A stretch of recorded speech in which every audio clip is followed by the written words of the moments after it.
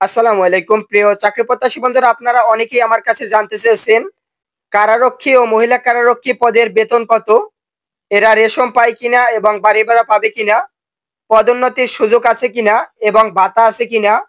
এ সকল বিষয় সম্পর্কে বিস্তারিত জানতে ভিডিওটি না টেনে শুরু থেকে শেষ পর্যন্ত দেখুন। আশা করি এই বিষয় সম্পর্কে খুঁটিনাটি ধারণা পেয়ে যাবেন। এরকম নিয়মিত চাকরির বিজ্ঞপ্তির আপডেট খবর সবার আগে পেতে চ্যানেলটি সাবস্ক্রাইব করে পাশে থাকা বেল আইকনটি অল করে রাখুন।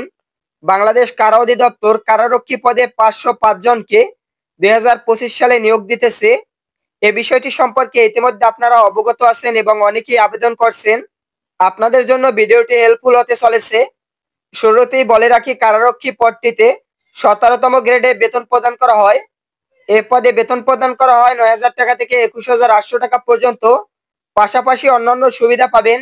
সরকারি চাকরিতে যেসব সুবিধাগুলো রয়েছে, যেমন ভাতা পাবেন, বিভিন্ন উৎসব ভাতা রয়েছে, ছুটির সুযোগ রয়েছে, বিভিন্ন সরকারি ছুটিগুলো পাবেন, পেনশনের সুবিধা রয়েছে এখানে, এবং আপনারা রেশম পাবেন এবং চাকরিতে পদোন্নতির সুযোগ রয়েছে।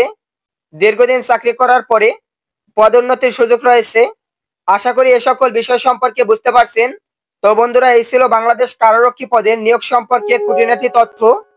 ভিডিওটি যদি ভালো লেগে থাকে অবশ্যই ভিডিওটিতে একটি লাইক করুন, কমেন্টের মাধ্যমে মতামত জানাবেন, আর এরকম সকল আপডেট পেতে চ্যানেলটি সাবস্ক্রাইব করবেন। ধন্যবাদ সকলকে।